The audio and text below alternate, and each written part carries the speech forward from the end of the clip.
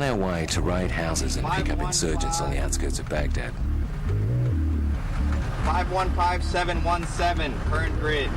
More than 200 troops from the US 1st Cavalry have been out on this raid since 2 in the morning. These operations are the daily work of the US troops in Iraq.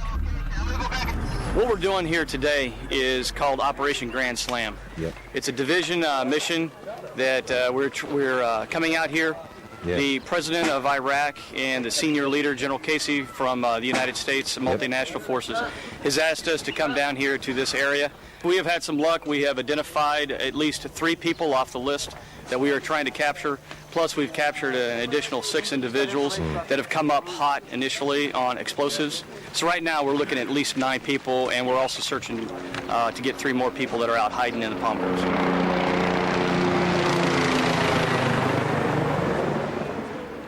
This man has just been detained. Just tell me quickly what's going on. What's going on? Yeah. I'm asking this guy questions and he's lying to me. Okay. It's same old thing. Yeah, yeah. We got some intel on him and his family that there's some of the bad guys around here. We're finding some pretty interesting stuff in his house, but he doesn't know anything. He doesn't know anybody. He doesn't even know where his brother is. Yeah. And the whole family is pretty much crime-ridden. So he's not telling us anything. He's just standing here lying to us. Yeah. So what'll happen to him? Oh, what'll happen to him? He'll go take a nice little trip with us, go spend a few days in our deluxe accommodations back at the FOB, and if we're lucky, he'll go get to visit his cousin up in Abu Ghraib. So hopefully that'll work out. Nice family reunion. Should have thought about that before you started fucking with the coalition. تفكرون بأطفالكم عوائلكم قبل ما تفكرون. أنا أنا عامل أنا حارس ما دخلت علاقة حارس يعني. With the media miner out of sight, I get to film inside the house. So, can you give us a rundown of what's going on? They're just searching the house. Not really.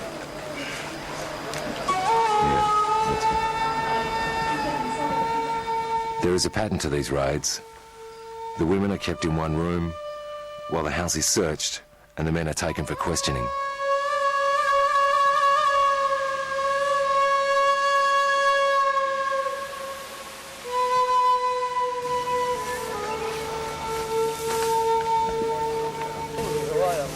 The soldiers are acting on information that this property is used by the insurgents. They're searching for hidden weapons or explosives, but they find nothing here today. Often these raids don't uncover anything, but the people are still detained and questioned. The detention can last indefinitely. Right, you're sitting in my truck. Right, you're sitting in our truck. Okay. What will happen to this man if he goes to Abu Ghraib, or to any of the other detention facilities throughout Iraq? These shameful scenes at the Abu Ghraib prison in Baghdad caused enormous damage to the standing of the US throughout the world. Since these pictures were revealed in April, the authorities have taken measures to show there is no more torture in Abu Ghraib. But there is ample evidence that violence and torture are still applied in Iraqi prisons. There are also claims of abuses outside the prison system, like theft and looting by US soldiers. What emerges is that there's consistent mistreatment of Iraqis in and out of jails, which has cost the Americans their battle for the hearts and minds of the Iraqi people. And in many cases there are no proofs. I mean, when they raid a house in the middle of the night, there is only the victim and the troops. Iman Ahmed Hamas runs Occupation Watch, a human rights organisation that documents the abuses under the US occupation. I asked her if abuses in the prisons were policy or isolated cases. I think it's a policy. Torturing prisoners to get information is a policy. But the kind of torture is different from place to another. Iman says there's a variety of practices that characterise jails and even individual interrogators. Many of the prisoners told me about a kind of torture which is called the scorpion. The scorpion. And the man who did this kind of, this is his trademark. This is his kind of torture. It's called Satan, And they describe him, everybody agree that he is not very tall, that he is reddish, that he is not black, that he has tattoo on his arms, on his chest, etc. And this kind of torture is simply, they tie the hands up, and they tie the legs together. They put the man on his face on the ground, and then they join the hands and the legs, the wrong way. Not from the front, from the back. And then they join them, and then they put their boots on the back and they push. And so, of course, this is very dangerous because a man could be killed in this, because if they break his backbone, he's killed. And I actually heard one man was killed in this kind of torture. One. Zeini told me he witnessed abuses of his cellmates in the US-administered prison at the Baghdad airport. What he describes took place at the exact time the US administration was stating it would never happen again. قاموا يحولون من غرفة لغرفة. جابوا لنا مهندس خالد. كان مسجون بالقصر الأعظمية. مثلوا به. جابوا لنا مصلخ كل شيء ماكو مثل ما الله خلقه. حاطين له خشبة طيزة بمخرجه. والدم ماخذه هاي كله دم. قاطعي له أصبعه هذا. And his finger was cut off. When did this happen? Was this after April or this was before? هذا صار وراء نيسان وراء أبريل وراء نيسان وشهر نيسان وشهر الرابع. إيه. Yes. Shortly after, Zeini was released. ذبوا هدومي. البدلة الحمراء. They made him naked and give. بدلة شفت بدلة. أي نزعتها. Yeah, he took off the orange overall. وفتحوا القيود من إيده ورجليه. They untied him, his hands and his foot. حطوني ملابسي. They gave him أجل الضابط الأمريكي. The American soldier. Yeah. قال I am sorry إحنا نعتذر. He said to him, we are sorry, we apologize for. بس لا تسولف أي شيء برا، إذا سولفت نجيبك بعد ما تطلع. قال احنا مو بيدينا، احنا جتنا الإخبارية عليكم. Zeini told me about his cellmate at the airport prison, Dr. Nazar. He said Dr. Nazar was transferred to Abu Ghraib from the airport prison. He believes Nazar was killed at Abu Ghraib. سألناه ها دكتور شنو الأخبار؟ كان يقول الأخبار مو زينة وما حد ما أعرف مصيري أني ومصيري مجهول، وقام يبكي. قال لي أنا راح يجوز الله اللي يعلم وين راح يودوني، ما يعرف هو وين صار. فطانا احنا اللي قاعدين طانا عنوان مال بيته.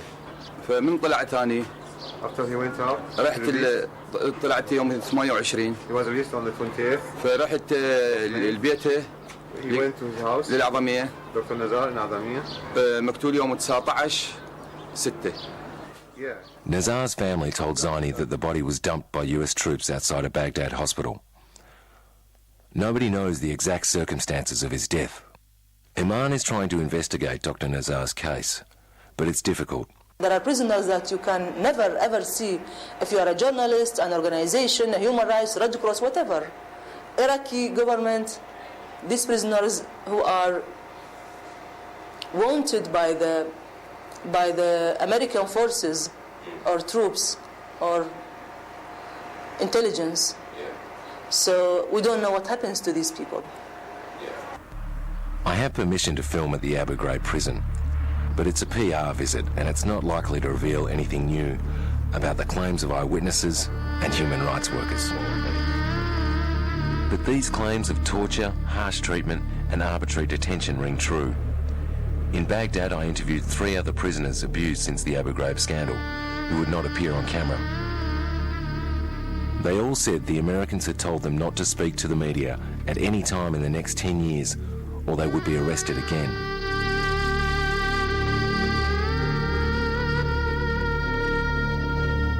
They all spoke of torture. 2 of them referred to sexual abuse of female prisoners, something confirmed by the US military themselves in the leaked report that broke the Abu Ghraib scandal. A former detainee told me about 2 female prisoners killed by their families after their release because the families have believed they have been raped in the prison. The shame of rape means that these stories do not come out easily.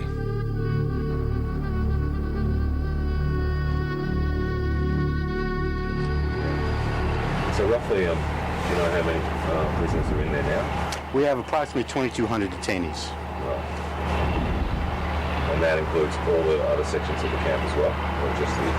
Well, the bulk of them are here. Yeah. We have a small number still in two of the Gansey compounds, but as we do releases and transfers, we're moving them all over into Redemption. So eventually Redemption will be the only camp we run here. At the prison, I am allowed to film this low-security compound, but not the other compound at the other end of the complex. And I can't enter the cell block where the torture took place.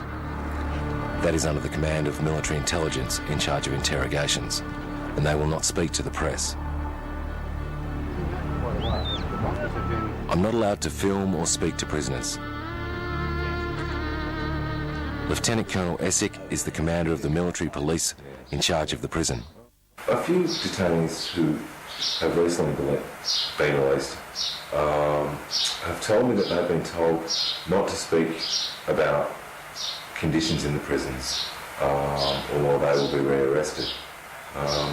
Do you know anything about that? No, we don't tell them anything like that. And In fact, we've been open since we've been here. We've opened up our camp to anybody and everybody who wants to see it. So we're not trying to hide anything. We're not telling detainees to say anything but other than what happened here. yeah. So we don't tell detainees what to say or not to say once they leave here. The mistreatment of prisoners has led to a loss of moral authority for the occupying forces. But there are claims of other abuses of power by the US troops. Widespread stealing by American soldiers during raids are common knowledge in Iraq, but they are rarely reported. I see the soldier American and go. Sheikh Sami Abbas al-Arawi is a former general in Saddam's army. He'd been imprisoned by Saddam. When the Americans arrived last year, he reported to them and was given a letter acknowledging he'd been an enemy of the former regime and therefore a friend of the new one. He ran a construction company which had contracts with the coalition. Then the Americans raided his house, and he says they stole $65,000 from him. العملية صارت عملية المداهمة بالساعة بالثنتين من ليلة 1/3/2004. احنا نايمين بالليل ما سمعنا إلا صوت انفجارات داخل البيت. فأني قمت التقيت ويا الأمريكي داخل الهول. كتفونا وجمعوا النساء والأطفال بالمطبخ وواقفين فوقهم وموجهين عليهم الأسلحة. بعدين فتشوا البيت بطريقة يعني بشعة جدا، يعني مال همج. كسروا كافة التلفزيونات، الكهربائيات، من ثلاجات، من مجمدات، من كذا، من الأخشاب. وسرقوا من عندي $65,750 و$15,350,000 دينار عراقي و280 غرام ذهب، مصروفات ذهبية مال النساء. لا خلي. The experience has changed his opinion of the Americans. Iraqis believe the money is either taken by the soldiers themselves or used by the Americans to pay informers. فرحمة رب العالمين موجودة، وأني من خلال تلفزيونكم أقول للبوش وأقول للرامسفيلد وأقول لقائد قوات الائتلاف بالعراق، يا ريت أنه يسمعون ما راح أقوله، أنه إذا لم يعيدوا لي المبالغ اللي سلبوها من عندي ويعوضوني ماديا ومعنويا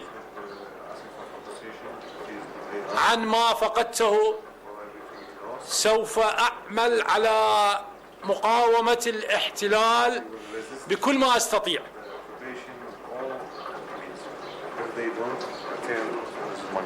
وأعبئ عشيرتي وأعبئ كافة أصدقائي بهذا الاتجاه. بس هاي الصفحة وقعت، هاي ما وقعت. It's not an idle threat. The former general lives in the western outskirts of Baghdad, where the population has long ceased to support the coalition. Attacks on the coalition happen every day here. This observation balloon is for surveillance of the roads. The local resistance try to shoot it down every day. See, John? Yep. See the signs of the fighting on the wall. Bullet holes scar the walls here from return fire from US convoys. These highways are where the resistance attacks the supply convoys. They kidnap truck drivers on this road and attack any vehicles associated with the coalition. A four-wheel drive of the kind used by contractors lies abandoned, and the US troops have cordoned off the area. Someone got assassinated there. It looks like an assassination, but we don't stop to investigate. That would make us a target.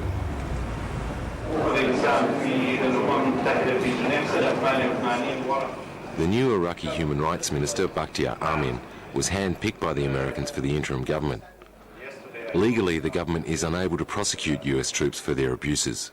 We, from the Iraqi side, we were not a part of neither planning or executing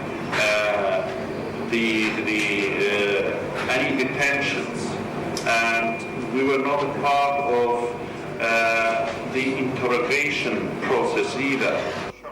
His predecessor, Abdel Basset Turki, resigned in frustration in April this year over the conduct of the US forces. His brief was to investigate the crimes of the Saddam era, but he found the crimes of the US occupation more pressing. تسارع الخروقات في الشارع العراقي وردود الفعل الكبيرة ما كانت تسمح بأن فقط نكون أسيرين الماضي.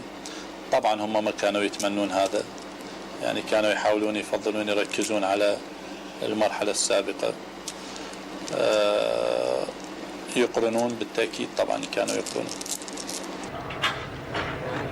This is the command post where they brought the prisoners from this morning's raid. After we've captured them out in the field, we bring them to a central area, and then we start asking them questions. If a person is going to be going back with us, we'll end up taking them back later today. If not, then we'll take them home. We'll apologize for taking them in, no harm, no foul, and then we let them go back to their families.